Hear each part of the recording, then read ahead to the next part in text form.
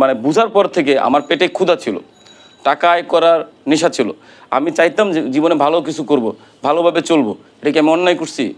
বাংলাদেশ না, পৃথিবীতে কোন মানুষটা আছে না যে ছোট পর্যায় থেকে বড় পর্যায়ে যে কয় যারা এখন বর্তমানে অর্থশালী তাদের মধ্যে কয়জনকে দেখাবেন যে নিজের বাপের টাকায় বড় লোক হয়েছে? সবাই তো পরিশ্রম করেই হয়েছে। আমি যদি পরিশ্রম করে এই জায়গাতে আসি, এটা আমার অন্যায় কী করছি? আমার বাবা মার টাকা পয়সা ছিল না, আমি আমার নিজের স্ট্রাগল করে কষ্ট করে এখানে আসছি। এটা কি অন্যায় করছি আমি?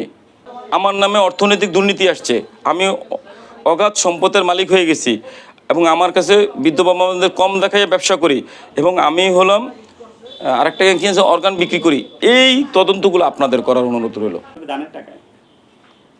ভাইয়া কিছু কিছু প্রশ্ন করেন না, মানে কি বলবো, রাগ এমনি উঠে যায়। কালকে থেকে 100 বার বলছি যে আমার আপনারা তদন্ত করে বাইক করেন। আমি যদি সারাদিনও বলি, কাইন্দা কাইটাও বলি যে আমার কিছু নাই কিছু নেই, আপনারা বিশ্বাস করবেন? তাহলে আপনারা তদন্ত করে বাইক করেন না কেন? সেটা প্রচার করেন।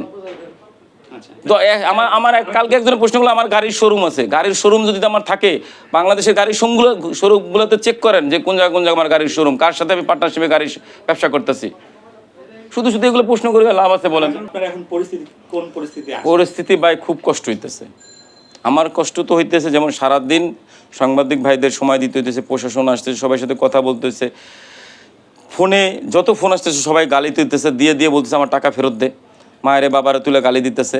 মানে বিচ্ছিরি বিকট একটা পরিস্থিতি তৈরি হয়ে গেছে। মানে আমি মানসিকভাবে অসুস্থ হয়ে যাওয়ার মতো অবস্থা। তারপরে ধৈর্য ধরে আপনাদেরকে সামলাচ্ছি। তো অবস্থা খুব খারাপ। মানে আপনাদের সামলানো এক, প্রশাসন সামলানো দুই, তারপর হলো মানুষের এই ফেসবুকে তো আমাকে বাজে কমেন্ট দিয়ে ধুয়ে ফেলতেছে। একই সাথে হাজারো ফোন আসতেছে যে আমার মানে গালাগালি করতেছে সবাই, আমার টাকা দে, আমি অত টাকা দিছি, আমি অত টাকা দিছি, টাকা ফেরত দে, এরকম। মানে হ্যাঁ, প্রস্তুত তো।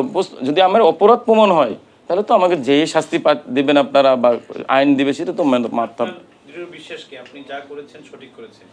আমি যা করছি সঠিক করছি, আমার তো কিছুই হবে না। আমার দৃঢ় বিশ্বাস, আমি অন্যায় করি নাই, আমি অন্যায় করি নাই।